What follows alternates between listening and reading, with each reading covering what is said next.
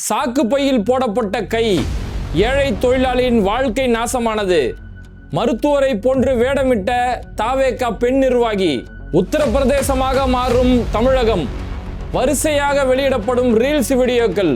Real வாழ்க்கையில் பாதிக்கப்படும் பொதுமக்கள். 6 மணி நேரத்தில் முடிக்கப்பட்ட டெண்டர். ஆட்சிக்கு வந்த 10 நாளில் ஒவ்வொரு ஊழலாக அம்பலம். தாவேகாவை நம்பி போலி செய்தியை வெளியிட்ட முஸ்லிம் லீக். உண்மையை எடுத்துரைத்த ஆட்டோ ஓட்டுநர். அம்பலமானது போலியான டோல் ஃப்ரீ நம்பர். இது மாதிரி இன்னைக்கு அரசியலில் நடக்கக்கூடிய பரபரப்பான செய்திகள் சம்பந்தமாகவும் அதோட வீடியோ ஆதாரங்களையும் செய்தியோட உண்மை பின்னணியும் தான் இந்த வீடியோவில் பார்க்க போகிறோம். அதுக்கு முன்னாடி யாரெல்லாம் பேட்டை டிவியை சப்ஸ்கிரைப் பண்ணாமல் பார்க்குறீங்களோ அவங்க மறக்காமல் சப்ஸ்கிரைப் பண்ணிட்டு இந்த வீடியோக்களை உங்கள் நண்பர்களுக்கு அதிகமாக ஷேர் செய்யுங்க. இன்னைக்கு எந்த பேப்பரை திறந்தாலும் எந்த சோஷியல் மீடியாவை திறந்தாலுமே முதல் வார்த்தை என்னன்னா, என்னப்பா ஒரே ரீல்ஸ் ஆட்சியாக நடந்துட்டு இருக்குது, எங்க திரும்பினாலும் ரீல்ஸ் போட்டுட்டு இருக்காங்களே அப்படின்னு சொல்றக்கூடிய நேரத்தில் இப்போ வந்திருக்கக்கூடிய ஒரு பரபரப்பான ரீல்ஸ், தமிழ்நாடு அதிர்ச்சி ஆகக்கூடிய ஒரு செய்தி. ஒரு தாவேகாவுடைய மருத்துவ அணி எல்லாம் டாக்டர் கோட்டை போட்டுக்கிட்டாங்க. வசூல்ராஜா MBBSல கமலஹாசன் பிரபு எல்லாம் கோட்டு போட்டுப்பாங்க இல்லையா, அந்த மாதிரி கோட்டு போட்டு சகலக்கல்லா டாக்டர் டாக்டர் அப்படின்னு சங்கரன் கோயிலில் இருக்கக்கூடிய மருத்துவமனைக்கு போறாங்க. தென்காசியில் இருக்கக்கூடிய சங்கரன் கோயில கவர்மெண்ட் ஹாஸ்பிட்டலுக்கு அங்கே போறாங்க. உடனடியாக போய் மருத்துவ ஆய்வெல்லாம் செய்கிறாங்க. ஓகே, இங்கெல்லாம் எப்படி இருக்குது, ஊசியில் முனையில் ஊசிலாம் நல்லா ஷார்ப்பாக இருக்குதா, ஓகே இங்கே ஆப்ரேஷன் பண்ணுற கத்திரிக்கோளாக இருக்குதா, ஆப்ரேஷனில் இதெல்லாம் வருதா, அடுத்த கையில் அடுத்த ரத்தம் வருதா, அப்படி அப்படின்னு சொல்லி ஃபுல்லாக போய் ஒரே ஆய்வு பண்ணுறாங்க. ஆய்வு பண்ணி முடிச்சுட்டு அந்த தாவேகாவுடைய ஒரு பெண் நிர்வாகி நல்லா டாக்டர் கோட்லாம் போட்டாங்க. நானும் படித்தேன், ஒரு வேளை இங்கே வெளிநாட்டில் இருந்து படிச்சு வந்த டாக்டராக இருப்பாங்க பொழுது அப்படின்னு சொல்லி அந்த செய்தியை நம்ம வேகமாக பார்த்தா அவங்க வந்து ஒரு சேனலுக்கு பேட்டியுமே கொடுக்குறாங்க. இந்த மாதிரி மருத்துவமனையை ஃபுல்லாக ஆய்வு செய்ய வந்தோம், எங்களுடைய மாவட்ட செயலாளர் அந்த ஆய்வு பணியை செய்ய சொன்னார், அதனால் மாவட்ட செயலாளருடைய உத்தரவுக்கு இணங்க இந்த மருத்துவமனையை நாங்கள் ஆய்வு செய்ய வந்தோம் அப்படின்னு சொல்லி ஆய்வு செஞ்சுட்டு டீனோட போய் கலந்து ஆலோசிச்சுட்டு பேசிட்டு வந்தாங்களாம். பேசிட்டு வந்துட்டு ஒரு ஃபேக் நியூஸ் ஒன்று பரவிட்டு இருக்குது. அந்த ஃபேக் நியூஸ்லாம் உண்மை கிடையாது. அந்த ஃபேக் நியூஸ் வந்து பரப்பி தாவேகா மேலேயும் எங்கள் அண்ணா விஜய் மேலேயும் ஒரு பொய் செய்தியை பரப்ப பார்க்குறாங்க அப்படின்னு சொல்லி அந்த அம்மா ஒரு கதை ஒன்று சொல்கிறாங்க. அதெல்லாம் ஃபேக் நியூஸு. இங்கே ஹாஸ்பிட்டலோட ப்ரோட்டோகால் எல்லாமே கரெக்டாக ஃபாலோ பண்ணப்படுது, மெடிக்கல் எக்யூப்மெண்ட்ஸ் எல்லாமே ரொம்ப லக்ஸரியாக சூப்பராக வச்சுருக்கிறாங்க அப்படின்னு சொல்லிட்டு எங்கள் விஜய் அண்ணாவுடைய ஆட்சியில் மருத்துவத்தில் எந்த ஒரு குறையுமே நடக்காது அப்படின்னு சொல்லிட்டு, என்னடா அது ஒரு மருத்துவர் ஒருத்தவங்க இப்படி வந்து விஜய் அண்ணாவுடைய புகழ் பாடிக்கிட்டு இருக்காங்களே, இதோட உண்மைத்தன்மை தான் என்ன ஃபேக் நியூஸ் இவங்க சொல்கிறாங்க அப்படின்னு சொல்லி போய் பார்த்தோம்னா, சங்கரங்கோயில் பகுதியில் ஒரு கல்குவாரி ஒன்று இருக்குது. அந்த கல்குவாரியில் வேலை செய்யக்கூடிய வடமாநில ஒடிசாவை சேர்ந்த ஒரு தொழிலாளி ஒருத்தர் அங்கே வேலை செஞ்சுட்டு இருக்கிறாரு. அப்போ அந்த கல்குவாரியில் இருக்கக்கூடிய ஒரு மிஷின் ஒன்று, அந்த மிஷினில் ஒரு வேலை செஞ்சுட்டு இருக்கும்போது அவருடைய வலது கை அந்த விபத்தாயிருச்சு. வலது கை துண்டிக்கப்பட்டுருச்சு. துண்டிக்கப்பட்டு கை அப்படி துண்டா போய் விழுந்துருச்சு. கீழே போய் விழுந்ததுக்குன்னு அங்கே கல்குவாரி வேலை செய்யக்கூடிய இடம்ல அங்கே இருக்கக்கூடிய மண், அங்கே இருக்கக்கூடிய சிமெண்ட் எல்லாமே அந்த துண்டிக்கப்பட்ட கையில் பட்டுருச்சு. ரத்தம் ஊற்றிக்கிட்டு இருக்கு. எதையோ துணியை என்னத்தையோ வச்சு பொத்திக்கிட்டு அவர் டக்குன்னு பக்கத்தில் இருக்கக்கூடிய சங்கரங்கோயில் கவர்மெண்ட் ஹாஸ்பிட்டலுக்கு அவரை கூப்பிட்டு வராங்க. கூப்பிட்டு வந்தோன்னா அந்த சங்கரங்கோயில் கவர்மெண்ட் ஹாஸ்பிட்டலில் இருக்கக்கூடிய மருத்துவர்கள் அதெல்லாம் பார்த்து முடிச்சுட்டு, இதெல்லாம் இங்கே பண்ண முடியாது, உடனே நீங்கள் திருநெல்வேலி பெரிய ஆஸ்பத்திரிக்கு போங்க, திருநெல்வேலி கவர்மெண்ட் ஹாஸ்பிட்டல் போனீங்கன்னா உடனே கையை பொருத்தி ஒத்தவே வச்சிருவாங்க அப்படின்னு சொல்லி. உண்மையாகவே திருநெல்வேலி கவர்மெண்ட் ஹாஸ்பிட்டலில் அந்த மாதிரி எல்லா ஃபெசிலிட்டியுமே இருக்குது. எப்படி நம்ம சென்னையில் வந்து ஸ்டாலின் ஹாஸ்பிட்டலில் எப்படி இருக்கோ அதே மாதிரி திருநெல்வேலி கவர்மெண்ட் ஹாஸ்பிட்டலில் அந்த ஃபெசிலிட்டி இருக்குது. அப்போ உடனே அங்கே போங்க அப்படின்னு சொல்லி. ஆனால் இந்த ப்ராசஸ் எல்லாமே முடிக்கிறதுக்கு கிட்டத்தட்ட 3 மணி நேரம். அவருக்கு விபத்து ஏற்பட்டு சங்கரங்கோயில் ஹாஸ்பிட்டலுக்கு வந்து இதுக்கடுத்து சங்கரங்கோயில் நடந்த கதையை கேளுங்க. சங்கரங்கோயில் கவர்மெண்ட் ஹாஸ்பிட்டல் வந்தோன்னா இவர் கையை எடுத்து பார்த்து எல்லாம் பண்ணிட்டு இந்த பிஞ்சு துண்டிக்கப்பட்ட கை இருக்கு இல்லையா, அந்த துண்டிக்கப்பட்ட கையை வந்து ஒரு ஒரு மஞ்சள் கலர் சாக்கு பை, ஒரு கேரி பேக் மாதிரி இருக்குது, அதுக்குள்ள போட்டு இந்த சீக்கிரம் எடுத்துட்டு ஹாஸ்பிட்டலுக்கு போங்க அப்படின்னு சொல்லி ஒரு சாக்கு பை, ஒரு கேரி பேக் மாதிரி இருக்கக்கூடிய ஒரு சாக்கு பையில போட்டு கையை போட்டு அனுப்பி விட்டுருக்காங்க. இவங்க எடுத்துக்கிட்டு ஆம்புலன்ஸ்ல ஏறி அவங்க திருநெல்வேலிக்கு போறதுக்குள்ள அங்க இருக்கக்கூடிய மருத்துவர்கள், அப்போதான் அங்க டாக்டர் ரேவதி அவங்க தான் ஹாஸ்பிட்டலோட டீன், அவங்க அப்பதான் சாப்பிட உட்காந்துருக்காங்க. இப்படி ஒரு கிரிட்டிக்கலான ஒரு சிச்சுவேஷன் உடனே சாப்பாடு அப்படியே வச்சுட்டு அவங்க அங்கேருந்து ஓடி வராங்க. அவங்களோட டோட்டல் டீம் அந்த இடத்துல வந்து பார்க்கும்போது அவருக்கு ரத்தம் ஊற்றிக்கிட்டே இருந்திருக்குது. டக்குன்னு அவருக்கு 2-3 யூனிட் ரத்தத்தைக்கான ஏற்பாடு எல்லாமே செஞ்சு அவருக்கு ஃபர்ஸ்ட் எய்டுக்கான எல்லாமே கொடுத்துட்டு இப்போ உடனடியாக அந்த கையை பொருத்தணும், கையை உடனே அவருக்கு ஆப்ரேஷன் செஞ்சு பொருத்திட்டோம்னா அவரை காப்பாற்றிடலாம் அப்படிங்கிறதுக்கான வேலைகளை ஈடுபடுறாங்க.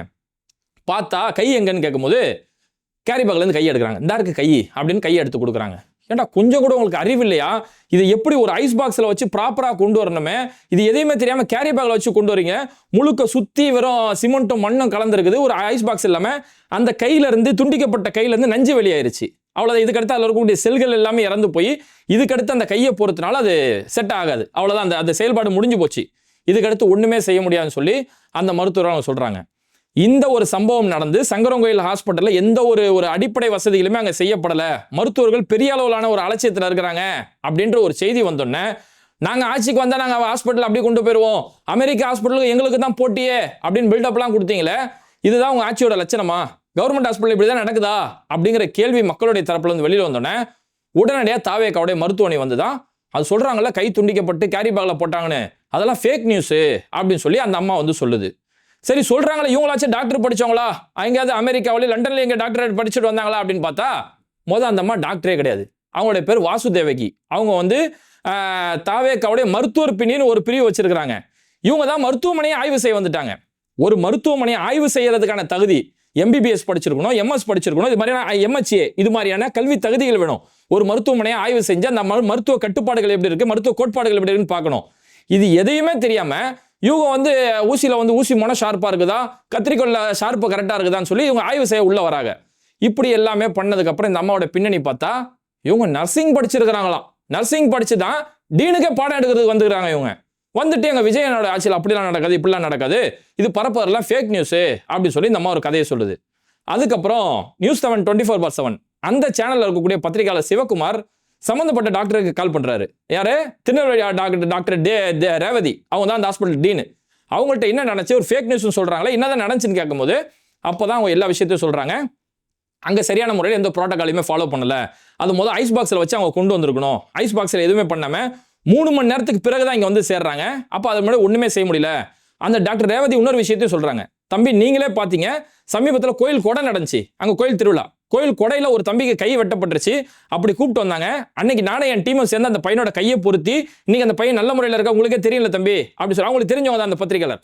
அப்ப கேட்கும், ஆமா மேடம், நான் கண்ணெதிர பார்த்தேன் மேடம், ரத்தம் சொட்ட சொட்ட அந்த பையன் கோயில் கொடையில இருந்து தூக்கிட்டு வரப்பட்டது, இன்னைக்கு அந்த பையன் நல்லா இருக்கிறானா, நான் கண்ணெதிர பார்த்திருக்கேன்னு சொல்லி பத்திரிகையாளர் சொல்றாரு. அப்ப இங்க எங்களுக்கு எல்லா மெடிக்கல் ஃபெசிலிட்டியுமே எல்லாமே கரெக்டா இருக்குது, இவங்க வந்தது லேட்டு, ஆனா அது ஐஸ் பாக்ஸ்லயும் கொண்டு வராம இப்படி அவங்க ஒரு கேரி பேக்ல ஒரு சாக்கு பையில போட்டு வந்ததால தான் அதை எங்களால பொருத்தி முறையான சிகிச்சை கொடுக்க முடியல. இப்ப இதுக்கு அடுத்து அவருக்கு ஒரு செயற்கை கை தான் பொருத்த முடியும் அப்படின்னு சொல்லி இந்த விஷயத்த சொல்றாங்க. அப்ப மருத்துவத்துறையில இவ்வளவு பெரிய ஒரு அலட்சியம் ஏற்பட்டிருக்கு. அந்த அலட்சியத்தை சரி செய்யறதுக்கு போனவங்க பார்த்தா அவங்க முறையான மருத்துவர் கிடையாது. அது மட்டும் இல்லாம இது ஒரு நடந்ததே ஒரு ஃபேக் நியூஸ், நடந்ததே ஒரு பொய் செய்தின்னு சொல்லி இது மூடி மறைக்கிறதுக்கான வேலைகளை இவங்களுக்கு ஈடுபட்டிருக்காங்க. இந்த சங்கரன்கோவில தாவேகா விஜய் முதலமைச்சராக பொறுப்பேற்ற பிறகு சங்கரன்கோவில அரசு மருத்துவமனையில் நடக்கக்கூடிய முதல் அலட்சியம் கிடையாது இது. அதுக்கு முன்னாடி ஒரு 4 நாளைக்கு முன்னாடி நடந்த சம்பவம். ஒரு பெண் ஒருத்தவங்க பிரசவத்துக்காக அட்மிட் பண்ணப்பட்டிருக்காங்க. அப்போ பிரசவத்துக்காக அட்மிட் பண்ணும்போது அங்க சிசரியன் அந்த வயிற்று பகுதியில் கட் பண்ணும்போது ஆழமா கட் பண்ணியிருக்கிறாங்க. ஆழமா கட் பண்ணி உள்ள இருக்கக்கூடிய குழந்தைக்கு பாதிப்பு ஏற்படக்கூடிய அளவுக்கு, உள்ள இருக்கக்கூடிய அந்த சிசு மேல காயம் படக்கூடிய அளவுக்கு ஆழமா கட் பண்ணக்கூடிய அளவுக்கு ஒரு மருத்துவ அலட்சியம் அந்த இடத்துல நடந்திருக்குது.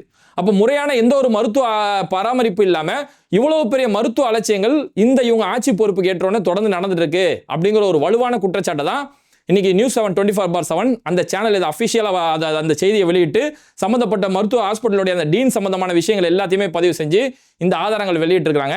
அப்ப மருத்துவம் சம்பந்தமான எந்த ஒரு அனுபவமோ, மருத்துவம் சம்பந்தமான எந்த ஒரு கல்வி தகுதியோ இல்லாத ஒரு நபர் தான் இன்னைக்கு போய் மருத்துவமனையை ஆய்வு செய்யக்கூடிய ஒரு நிலைமைக்கு போயிருக்கிறாங்க.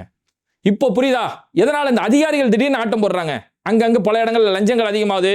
இப்போ டெண்டர் மோசடி ஒண்ணு, நான் பின்னாடி வரேன். அதிகாரிகளோட ஆட்டம் அதிகமாகுது. ஏன் அப்படின்னா இத்தனை நாளா அதிகாரிகள் வந்து ஒரு வெறுப்புல இருந்தாங்க. என்னடா திமுக ஆட்சியில நம்மளை போட்டு பெண்ட நிமித்துறாங்களே. இப்ப இதே மருத்துவத்துறையில சுகாதாரத்துறை அமைச்சரா அண்ணன் மா சுப்பிரமணியம் இருந்தாரு. ஒவ்வொரு மருத்துவமனையுமே போய் ஆய்வு செய்வாரு. ஆய்வு செஞ்சு அந்த அளவுக்கு எல்லா ஃபெசிலிட்டியுமே இருக்கா.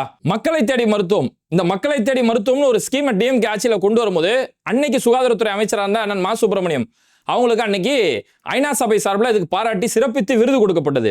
அமெரிக்காவுடைய ஹார்வர்ட் யூனிவர்சிட்டியில் இதை சிறப்பிச்சு ஒரு தனியாக ஒரு விருது ஒன்று கொடுக்கப்பட்டது. அதுக்கடுத்து இங்க கிண்டியில் இருக்கக்கூடிய கலைஞர் ஹாஸ்பிட்டல், கலைஞர் நூற்றாண்டு மருத்துவமனை, அந்த ஹாஸ்பிட்டலில் 18 மாசத்துல 5300 அறுவை சிகிச்சை ரொம்ப சக்சஸ்ஃபுல்லா 5060 அறுவை சிகிச்சை நடந்ததால உத்தரகண்ட்ல ஒரு தேசிய அளவிலான மருத்துவ மாநாடு நடந்துச்சு. இந்தியா முழுக்க இருக்கக்கூடிய மருத்துவ கூட்டமைப்பு சார்பில், அரசு மருத்துவமனை சார்பில் ஒரு மருத்துவ சர்வதேச விழா மாதிரி நடத்தினாங்க. அந்த விழாவில் மா சுப்பிரமணியம் அவர்களை கூப்பிட்டு பெரிய அளவிலான பாராட்டு, இந்தியாவிலேயே மிகச்சிறந்த ஒரு மருத்துவ சேவை செஞ்சுட்டு இருக்காங்க தமிழ்நாட்டில் அப்படின்னு சொல்லி அங்க ஒரு பாராட்டி கௌரவம் அங்கீகாரம் கொடுக்கப்பட்டது. இன்னுயிர் காப்பும் திட்டத்து மூலியமா, அதாவது ஒருத்தர் ஒரு விபத்து ஆயிருது, ஒரு ஆக்சிடென்ட் ஆயிருது அப்படின்னா அவங்க எந்த ஹாஸ்பிட்டல் வேணாலும் போய் சேர்ந்துடலாம். எந்த ஹாஸ்பிட்டல் போய் சேர்ந்தாலும் அடுத்த 48 மணி நேரத்துக்கு எங்கே இருந்தாலும் உங்களுக்கு ட்ரீட்மெண்ட் ஃப்ரீ, அதுக்கான கட்டணத்தை அரசே செலுத்தும். இது மாதிரியான பல்வேறுபட்ட திட்டங்களை கொண்டு வந்ததால தான் சமீபத்தில் தி ஹிந்து கூட அது சிறப்பிச்சு ஒரு தனியாக ஒரு விருது ஒன்று கொடுத்துருந்தாங்க. இப்படி பல்வேறுபட்ட விதத்தில் மருத்துவ கட்டமைப்பு கொண்டு போயிட்டு இருந்த நேரத்தில் இன்னைக்கு கட்சி நிர்வாகி, கட்சியோட மருத்துவ அணினா ஃபர்ஸ்ட் யார் தெரியுமா?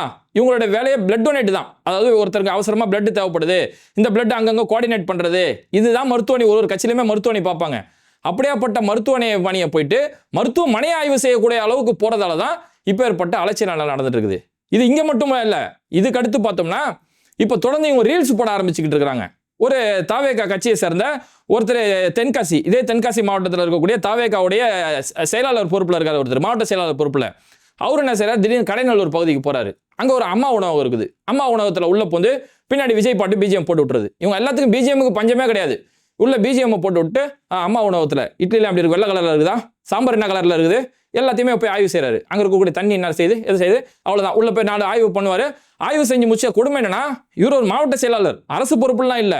இவரு போய் அங்கே இருக்கக்கூடிய அதிகாரிகள்கிட்ட போயிட்டு, மேடம் இதெல்லாம் அதில் சரியா இருக்குதா, இதெல்லாம் உங்களுக்கு சரியா இருக்குதா, எல்லாம் கரெக்டாக வருதா, உப்புலாம் கரெக்டாக இருக்குதா அப்படின்னு சொல்லி அவங்களுக்கு அதிகாரிகளுக்கு போய் இவர் ஆர்டர் போடுறாரு. இதெல்லாம் போட்டு முடிச்சு ஒரு ரீல்ஸ் போடுறது, ரீல்ஸை போட்டு வேலையை முடிச்சிடுறது.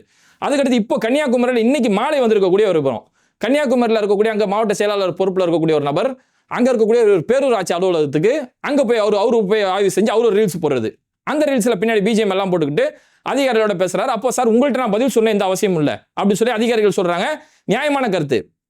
உங்க கட்சியோட எம்எல்ஏவோ இல்லை கட்சியில் அரசு பொறுப்பில் இருக்கவங்க கேட்டால் நான் பதில் சொல்லலாம். நீ ஒரு கட்சியோட மாவட்ட செயலாளர், நான் ஏன் உனக்கே இதெல்லாம் பதில் சொல்லிட்டு இருக்கணும் அப்படின்னு கேட்டதுக்கு உடனே அங்கே இருக்கக்கூடிய ஆவணங்களை தூக்கிட்டு போயிங்க, டாக்குமெண்ட்டை தூக்கிட்டு போயிட்டாங்க. இப்போ ஏற்பட்ட சம்பவங்கள் தொடர்ந்து நடந்திருக்கு. தாம்பரத்தில் தாவேகா சார்பில் ஜெயிச்சிருக்கக்கூடிய ஒரு எம்எல்ஏ, அவர் பேர் சரவணன் நினைக்கிறேன், அவரு அங்கே இருக்கக்கூடிய அம்மா உணவகத்துக்கு போறாரு. அம்மா உணவகத்துக்கு போறாரு, டாஸ்மாக் கடைக்கு போறாரு. இது பாருங்க, இந்த டாஸ்மாக் கடையெல்லாம் மூட சொல்லியாச்சு, இதெல்லாம் எதுவுமே வைக்கக்கூடாது. அப்புறம் போய் அம்மா உணவகத்துக்கு போறாரு. போயிட்டு பின்னாடி 4 பிஜிஎம் போட்டோமா, அதுக்கு ஒரு ரீல்ஸ் போட்டோமா, அதோட முடிச்சு. இவங்க அங்கே போய் ஆய்வு செய்யறேன்னு போனாங்களே, அங்கே என்ன நடவடிக்கை எடுத்ததுன்னு பார்த்தா எந்த ஒரு நடவடிக்கையுமே எடுக்காது. அதுதான் இவங்களுடைய நிலைமை. வெறும் ரீல்ஸ்க்காக மட்டுமே ஆட்சி நடக்குது.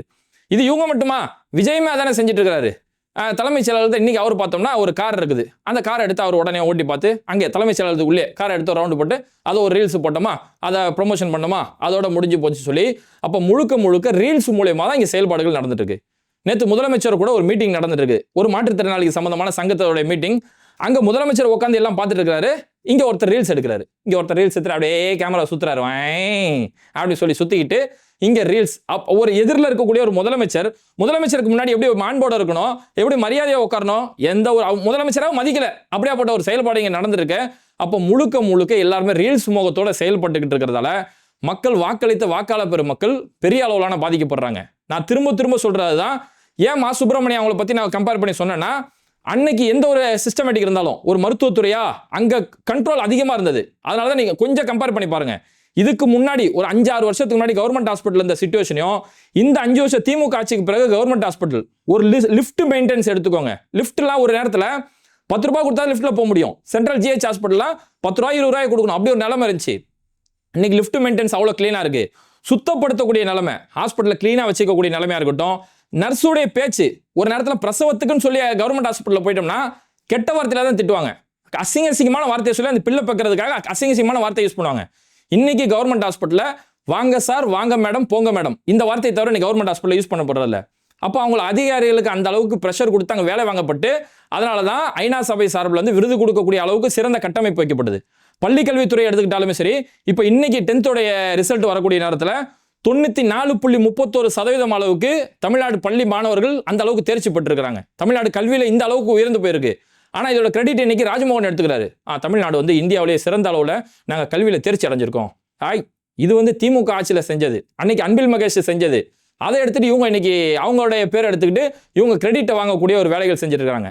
அப்போ அன்னைக்கு இருக்கக்கூடிய அதிகாரிகள் என்னடா நம்மள ஓவரா வேலை வாங்குறாங்களே அப்படின்னு எந்தெந்த அதிகாரிகள் பார்த்தாங்களோ இன்னைக்கு அவங்களுக்குலாம் அவுத்துட்ட காலை தான், ஃபுல்லாக ஒரே என்ஜாய் பண்ணி மஜா பண்ணிட்டு இருக்கிறாங்க.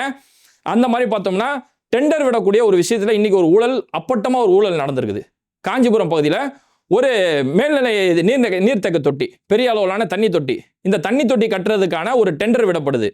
பொதுவாகவே டெண்டருக்கான ஒரு அரசு சார்பில் ஒரு டெண்டர் விடுறாங்க அப்படின் போது அரசு சார்பில் வந்து ஒரு கொட்டேஷன் கொடுத்துருவாங்க. அந்த கொட்டேஷனுக்கு அப்புறம் இந்த டெண்டர் ஓப்பனாக கொடுக்க முடியாது, டிரான்ஸ்பரன்சியாக இருக்கணும். அந்த டெண்டரை வந்து அஃபிஷியலாக அறிவிப்பாங்க. டெண்டர் அறிவிச்சதுலேருந்து 15 நாள்லேருந்து 30 நாள் வரைக்கும் அது ஓப்பனாக இருக்கும். டெண்டருக்கான அமௌண்ட் இவ்வளோ, யாரெல்லாம் ஏலம் கேட்க வரீங்களோ யாரெல்லாம் உங்களோட கொட்டேஷன் கொண்டு வாங்க அப்படின்னு சொல்லி டிரான்ஸ்பரன்சியாக இருக்கும். ஆனால் நேற்று என்ன செஞ்சுருக்கிறாங்க, இந்த டெண்டருக்கான அமௌண்ட்டு இவ்வளோன்னு சொல்லி டிக்ளேர் பண்ணிட்டு டெண்டருக்கான அறிவிப்பை கொடுத்தாச்சு. கொடுத்து காலையில் 9 மணிக்கு இந்த டெண்டருக்கான அறிவிப்பு கொடுக்குறாங்க. சாயந்தரம் 4 மணி 3 மணிக்கெல்லாம் டெண்டர் க்ளோஸ், அவ்வளோ டெண்டர் முடிஞ்சிருச்சு அப்படின்னு சொல்லி வெறும் 6 மணி நேரத்தில் உலகத்திலேயே அரசு சார்பில் வெளியிடப்படக்கூடிய ஒரு டெண்டர் வெறும் 6 மணி நேரத்தில் க்ளோஸ் பண்ணப்பட்ட ஒரு அராஜகம் இந்த இடத்துல நடந்திருக்குது. எதுக்கு 15 நாள் 30 நாள் அவகாசம் கொடுக்கப்படுதுன்னா, டெண்டருக்கான அமௌண்ட் கொட்டேஷன் கொடுக்கப்படும், அதை எடுக்கிறவங்க அவங்களுடைய கொட்டேஷன் கொடுப்பாங்க, அதுக்கான ஏலம் விடப்படும், அரசு ஒரு தொகை நியமிக்குது. இப்போ இந்த இடத்துல 16,83,000 கொட்டேஷன் வச்சிருக்காங்க. இந்த அரசு நியமிச்சிருக்கக்கூடிய அதே தொகைக்கு கிட்டையோ அல்லது அதை விட குறைவாகவோ எனக்கு தரமான பொருளை கொடுத்து நான் இந்த ரேட்டு கொடுக்க முடியும், இதுதான் இந்த டெண்டர். அதனால தான் டிரான்ஸ்பரியா இருக்கணும் இப்படி செய்யறது. ஆனா இது எதுவுமே இல்லாம இவங்க ஆல்ரெடி ஒரு நபரை நியமிச்சு வச்சிருக்காங்க. ஆல்ரெடி ஒரு நபர் நியமிச்சதால தான் வெறும் 6 மணி நேரத்தில் இந்த கதை முடிஞ்சிருச்சு. அதுக்கடுத்து இந்த சம்பவம் வந்து பெரிய அளவில் சர்ச்சை ஏற்படுத்தின பிறகு இப்போ அந்த சம்பந்தப்பட்ட 2 அதிகாரிகள் இன்னைக்கு சஸ்பெண்ட் செய்யப்பட்டிருக்காங்க. சம்பந்தப்பட்ட எந்த நபருக்கு இந்த டெண்டர் கொடுக்கப்பட்டதோ அந்த டெண்டர் கேன்சல் பண்ணக்கூடிய அளவுக்கு இவ்வளவு, அதாவது எனக்கு கேட்பார் யாருமே கிடையாது. இங்கே ஒரு முறையான ஆட்சியோ அரசியல் புரிதல் உள்ள ஒரு ஆட்சியோ எதுவுமே கிடையாது. வெறும் சினிமா போதையை பாட்டு சினிமா மமதையை பார்த்து நான் ஓட்டு போட்டேன். இன்னைக்கு அதிகாரிகள் ஆட்டம் போட்டு ஒரே ஜல்சா பண்ணிட்டு இருக்காங்க. முழுக்க அதிகாரிகள் ஆட்டம் இருக்குது. இங்கே பொதுமக்கள் தான் பெரிய அளவில் பாதிக்கப்பட்டுக்கிட்டு இருக்காங்க. அப்படிங்கிற ஒரு நிலைமையில வாக்களித்த வாக்காளர் பெருமக்கள் இன்னைக்கு சிக்கி தவிக்கக்கூடிய ஒரு நிலைமை. ஆனால் தொடர்ந்து போலி செய்திகளுக்கு பஞ்சமே இல்லாத அளவுக்கு இப்போ நம்மளும் இந்த 10 நாளாக போடுறோம்.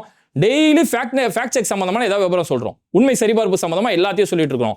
இப்போ இன்னைக்கு 10th ரிசல்ட் வந்துச்சா, உடனே தாவேகா சார்பில் வந்து ஒரு விளம்பரம், நட்புடன் உங்களோடு விஜய் அண்ணா அதிரடி உத்தரவு. அதாவது என்னன்னா 10th ரிசல்ட் வந்துருச்சு. ஏதாவது மாணவர்கள் கம்மி மார்க் வாங்கின மாணவர்கள் வந்து டிப்ரெஷன்ல ஏதாவது இருப்பாங்க, ஏதாவது அவங்க மன அழுத்தம் ஏற்பட்டுரும், தற்கொலைக்கு அவங்க போயிடக்கூடாது. அதனால உங்களுக்கு ஒரு மனநல ஆலோசக மையம் நாங்கள் ஏற்பாடு செய்கிறோம். இந்த டோல் ஃப்ரீ நம்பர் ஒன்று இருக்குது 14416. இந்த நம்பருக்கு நீங்கள் கால் பண்ணீங்கன்னா உங்களுக்கு மனநல ஆலோசகம் கொடுக்கப்படும். விஜய் அண்ணா அதிரடி, விஜய் அண்ணா பிளாஸ்ட் அப்படின்னு சொல்லி ஒரு செய்தி ஒன்று பரப்புறாங்க. சரி, இதுவாச்சும் உண்மைதானா அப்படின்னு பார்த்தா, இது கடந்த திமுக ஆட்சியில் கொண்டு வரப்பட்ட ஒரு திட்டம். திமுகவுடைய ஆட்சியில் மனநல நல்லுறவு மன்றங்கள் அப்படின்னு சொல்லி ஒரு மன்றம் மருத்துவ குழு சார்பில், மருத்துவ கல்லூரிகள் சார்பில் ஏற்பாடு செய்யப்பட்டு, பெயருமே இதே பேர் தான், நட்புடன் உங்களோடு அப்படின்னு சொல்லி அன்னைக்கு முதலமைச்சர் மு க ஸ்டாலின் சார்பில் ஆரம்பிக்கப்பட்டு 14416 இந்த நம்பரை கொண்டு வந்ததே அவங்க தான். இப்படி ஒரு மனநல மன்றங்கள் சொல்லி ஒரு மன்றங்கள் ஆரம்பிக்கப்பட்டு உங்க நட்புடன் உங்களுடன் ஆரம்பிச்சு இந்த டோல் ஃப்ரீ நம்பரை கொடுத்ததே திமுக ஆட்சியில் கொண்டு வரப்பட்டது. இவங்க ஏதோ புதுசாக கொண்டு வந்த மாதிரி இன்ஸ்டாகிராமில் ஒரு ரீல்ஸ், ஏன்னா அந்த ரீல்ஸுக்கு லைக் போடுறவனோ அந்த ரீல்ஸை ஷேர் பண்றவனோ இது உண்மையா பொய்யெல்லாம் தேட மாட்டான். இதுல கொடுமை என்ன தெரியுமா, இப்போ இந்த நிமிஷத்துல பரவக்கூடிய ஒரு மிகப்பெரிய ஒரு பொய் செய்தி, இனி எந்த ஒரு அரசு அதிகாரிகள் லஞ்சம் வாங்கக்கூடாது. யாராவது லஞ்சம் கேட்டாங்கன்னா நீங்க வந்து புகார் கொடுத்தா போதும், புகார் கொடுக்குற உங்களுக்கே 1 லட்ச ரூபா நாங்கள் கொடுப்போம். சிவாஜி படம் ஞாபகம் இருக்குதா? சிவாஜி படத்தில் கருப்பு பணத்தை ஒழிச்சு வச்சிருவாங்க. நீ வந்து இன்கம் டேக்ஸில் சொல்லி கொடுத்தனா உனக்கு 20% உனக்கு, எனக்கு எந்த லாஸும் கிடையாது, உனக்கு ஒழுங்கான எனக்கு 50 கொடுத்துரு, இல்லைனா அங்கே போய் சொன்னால் எனக்கு 20% எனக்கு கிடைச்சிடும், எப்படி பார்த்தாலும் ஏன் டீல் கன்ஃபார்ம் அப்படின்னு ரஜினியோட டைலாக் கொடுப்பா தெரியுமா? அந்த டைலாக் இது எல்லாமே மானபட்சம் பார்க்காம காப்பி பஸ்ட் வச்சுக்கிறாங்க. லஞ்ச அதிகாரிகள் யாராவது லஞ்சம் வாங்கிட்டாங்கன்னா நீங்கள் போய் புகார் கொடுத்தா மட்டும் போதும், 1 லட்ச ரூபா உங்களுக்கு சன்மானம். ஐயோ, அப்போ மக்களெல்லாம் பாஞ்சு வந்து புகார் கொடுப்பாங்களே, இனி எந்த அரசு அதிகாரி லஞ்சம் வாங்கிட்டானே, கிளீன் படா கீழ் ஆயிடுச்சே அப்படின்னு சொல்லி சங்கர் படத்தில் வரக்கூடிய பில்டப்லாம் காட்டி இன்னைக்கு முழுக்க ஒரு செய்தி தீயா பரவிட்டு இருக்கு. இந்த செய்தியை ஒன் இண்டியா, தினத்தந்தி, இது மாதிரியான பல ஊடகங்கள் இந்த செய்தியை வெளியிட்டாங்க.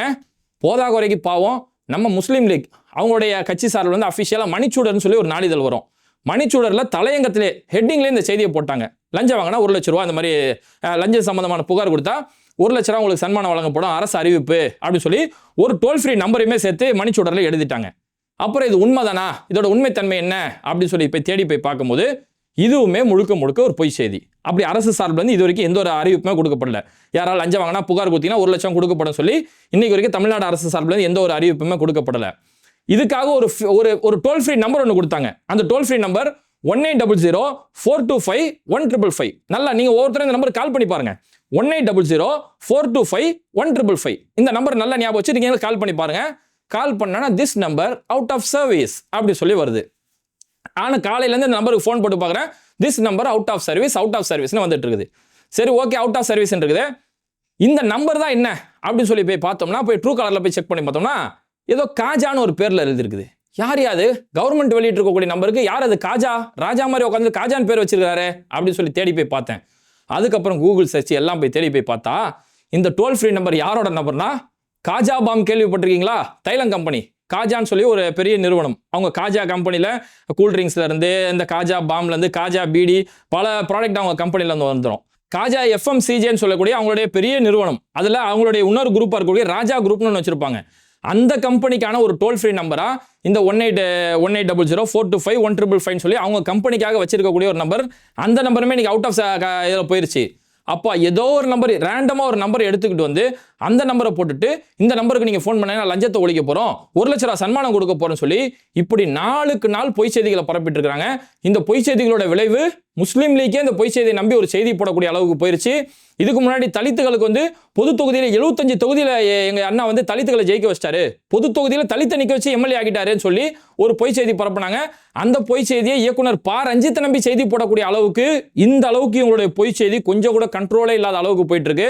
அதனால தான் நேற்று வீடியோ கூட நம்ம சொல்லியிருந்தோம், தி ஹிந்து இந்த பொய் செய்திகளை அம்பலப்படுத்தி இன்னைக்கு இந்தியா முழுக்க, இன்னைக்கு இந்தியாவை வரலாறு பார்க்காத அளவுக்கு பொய் செய்திகள் மூலியமா ஒரு ஆட்சி நடந்துட்டு இருக்குது, ரீல்ஸ் மோகத்துல ஒரு ஆட்சி நடந்துட்டு இருக்கு அப்படிங்கிற ஒரு செயல்பாடு நடக்குது. இறுதியா ஒண்ணே சொல்லி முடிச்சிடறோம். இந்த பொய் செய்திகள் பரப்பக்கூடிய நேரத்தில் நேற்று ஒரு ஆட்டோ ஓட்டுநர் யதார்த்தமா ஒரு வீடியோ ஒன்று போடுறாரு.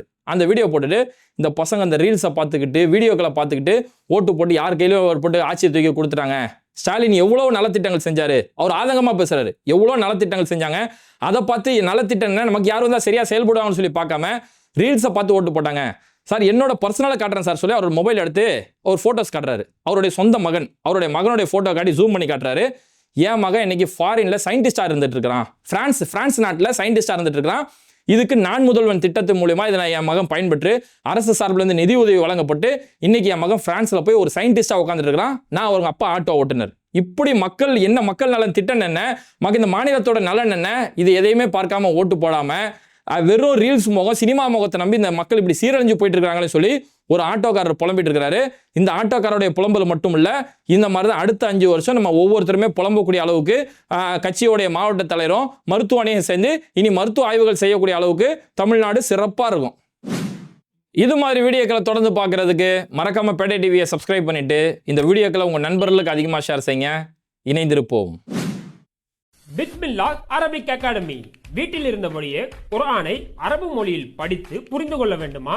முஸ்லிம் மற்றும் முஸ்லிம் அல்லாதவர்கள், ஆண்கள், பெண்கள், வயது வரம்பு கிடையாது. கல்வி தகுதி தேவையில்லை. திறமை வாய்ந்த அனுபவமிக்க ஆசிரியர்களை கொண்டே வகுப்புகள் நடத்தப்படுகிறது.